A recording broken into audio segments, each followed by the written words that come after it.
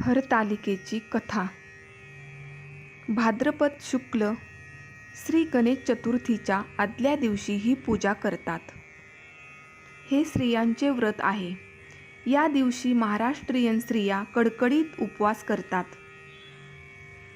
पर्वतराजाची कन्या पार्वती हिने श्री शंकराला वरण्याचा निश्चय केला होता, पण नारदाने मध्ये विघ्न आणले। ते दूर होऊन श्री शंकराने आपल्याला वरावे म्हणून पार्वतीने तपश्चर्या केली आणि शेवटी श्री शंकराला तिला वरले। या कथेवर या पूजेची उभारणी केलेली आहे। एके दिवशी शंकर पार्वती कैलास पर्वतावर बसली होती। पार्वतीनं शंकराला विचारलं, महाराज, सर्व व्रतात चांगलं व्रत कोणतं? श्रम थोडे आणि फळ पुष्कळ असं एखादं व्रत असेल तर मला सांगा, आणि मी कोणत्या पुण्याईनं आपल्या पदरी पडेल हेही मला सांगा। तेव्हा शंकर म्हणाले, जसा नक्षत्रात चंद्रश्रेष्ठ, ग्रहात सूर्य, 4 वर्णात ब्राह्मण, देवात विष्णू श्रेष्ठ, नद्यात गंगा श्रेष्ठ, त्याचप्रमाणे हरितालिका हे व्रत सर्वात श्रेष्ठ। ते तुला सांगतो। तेच तू पूर्वजन्मी हिमालय पर्वतावर केलंस आणि त्याच पुण्यानं तू मला प्राप्त झालीस। ते ऐक। हे व्रत भाद्रपद महिन्यातल्या पहिल्या तृतीयेला करावं। ते पूर्वी तू केलंस ते मी तुला आत्ता सांगतो। मी तुला प्राप्त व्हावं म्हणून तू लहानपणी मोठं तप केलंस। 64 वर्ष तर झाडाची पिकली पाने खाऊन होतीस। थंडी, पाऊस, ऊन ही तिन्ही दुःख तू सहन केलीस। हे तुझे श्रम पाहून तुझ्या बापाला फार दुःख झालं व अशी कन्या कोणाला द्यावी अशी त्याला चिंता पडली। इतक्यात तिथे नारद मुनी आले। हिमालयानं त्यांची पूजा केली व येण्याचं कारण विचारलं। तेव्हा नारद म्हणाले, तुझी कन्या उपवर झाली आहे, ती विष्णूला द्यावी, तो तिचा योग्य नवरा आहे। त्यांनीच मला तुझ्याकडे मागणी करण्यास पाठविले आहे, म्हणून मी इथे आलो आहे। हिमालयाला मोठा आनंद झाला। त्यानं ही गोष्ट कबूल केली। नंतर नारद तिथून विष्णूकडे आले, त्यांना ही हकीकत कळविली व आपण निघून दुसरीकडे गेले। नारद गेल्यावर तुझ्या बापानं ही गोष्ट तुला सांगितली। ती गोष्ट तुला रुचली नाही, तू रागवलीस।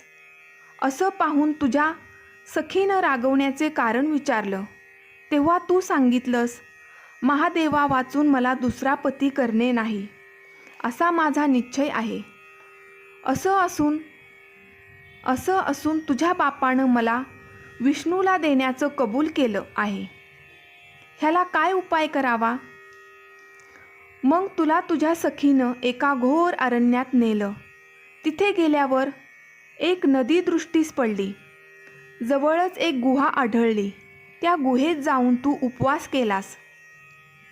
तिथे माझं लिंग पार्वतीसह स्थापिलस, त्याची पूजा केलीस। तो दिवस भाद्रपद शुद्ध तृतीयेचा होता। रात्री जागरण केलंस। त्या पुण्याईनं इथलं माझं आसन हल्लं। नंतर मी तिथे आलो, तुला दर्शन दिलं आणि वर मागण्यास सांगितलं। तू म्हणालीस, तुम्ही माझे पती व्हावं, याशिवाय दुसरी इच्छा नाही। नंतर ती गोष्ट मी मान्य केली। मी गुप्त झालो। पुढे दुसऱ्या दिवशी ती व्रतपूजा विसर्जन केलीस। मैत्रिणीसह त्याचं पारणं केलंस। इतक्यात तुझा बाप तिथे आला। त्यानं तुला इकडे पळून येण्याचं कारण विचारलं। मग तू सर्व हकीकत सांगितलीस। पुढं त्यानं तुला मलाच देण्याचं वचन दिलं। तुला घेऊन घरी गेला। मग काही दिवसांनी चांगला मुहूर्त पाहून मला अर्पण केली। अशी या व्रताची तुझी इच्छा पूर्ण झाली। याला हरतालिका व्रत असे म्हणतात। ज्या ठिकाणी हे व्रत करायचे असेल त्या ठिकाणी तोरण बांधावं, केळीचे खांब लावून तेच स्थळ सुशोभित करावं. रांगोळी घालून पार्वतीसह महादेवाचे लिंग स्थापन करावं. षोडोपचारांनी त्यांची पूजा करावी. मनोभावे त्यांची प्रार्थना करावी. नंतर ही कहाणी करावी व रात्री जागरण करावं. या व्रतानं प्राणी पापापासून मुक्त होतो. 7 जन्माचं पातक नाहीसं होतं. राज्य मिळतं. स्त्रियांचं सौभाग्य वाढतं. या दिवशी बायकांनी जर काही खाल्लं तर 7 जन्म वैंध्य होतात. दारिद्र्य येतं व पुत्रशोक होतो. कहाणी ऐकल्यावर सुवासिनींना यथाशक्ती वाण द्यावं. दुसऱ्या दिवशी उत्तर पूजा करावी आणि व्रताचे विसर्जन करावं. ही 6 उत्तराची कहाणी 5 उत्तरी, देवा ब्राह्मणाचे द्वारी, गायीच्या गोठी, पिंपळाचे पारी, सुफळ संपूर्ण.